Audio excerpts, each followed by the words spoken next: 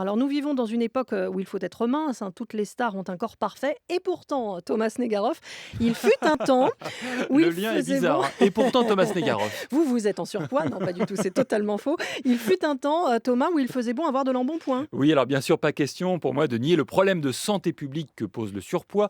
Mais avant d'aller déjeuner une salade au quinoa, j'aimerais vous parler d'un temps où le Oh, plaisir menteur. n'était pas que dans la maîtrise de son poids.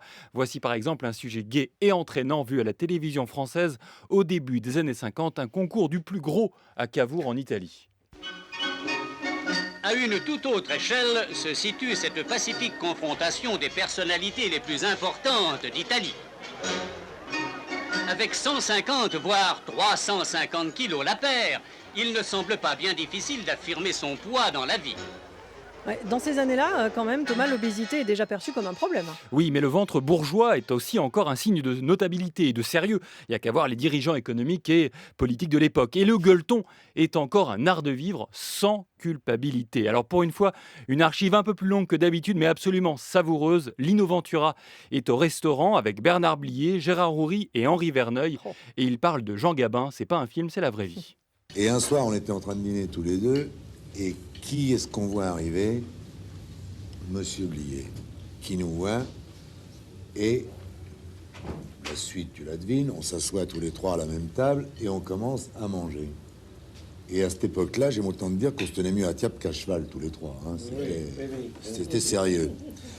Et évidemment, de quoi parlions-nous en mangeant? Entre intellectuels, tu vois ce que ça donnait. On a commencé par des recettes de cuisine et patati et patata. Et des adresses. Et à la fin du repas, et Dieu sait si c'était un repas, celui-ci dit: je viens de découvrir une adresse fabuleuse. Ah bon? Fait le vieux. L'autre, il avait les larmes aux yeux en parlant. Il était comme ça, il n'en pouvait plus. Il disait: il y a un pot-au-feu. Et on peignait ce pot-au-feu, tu vois.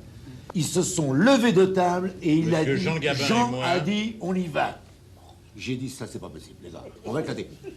Je leur ai sauvé la vie. Car à 11h du soir, on prenait la voiture et on allait bouffer le pot-au-feu. À la gare du Nord. À la gare du Nord. C'est une scène de la grande bouffe, hein, on Oui, dirait mais presque. c'est la vraie vie. Alors, je sais pas vous, Céline, mais moi, tout ça m'a mis en Ah oui. appétit. Je sens que je vais prendre un supplément salade verte à la Vous êtes cantine de fou. Radio France. Avec la sauce à part. Merci beaucoup. À demain, Thomas À demain. Negaroff.